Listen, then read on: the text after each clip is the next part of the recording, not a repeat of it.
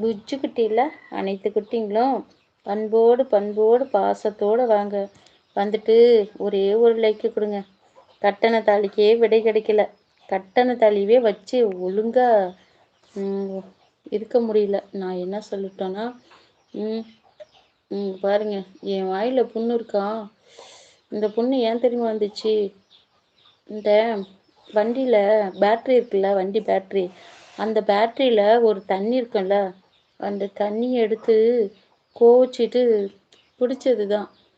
என்னைக்குன்னா அந்த காப்பு கட்டுன்னு சொல்லுவாங்களே, அன்னைக்கு நைட்டு அவர் எங்கேயும் காணோம், வீட்டுக்கு வரல.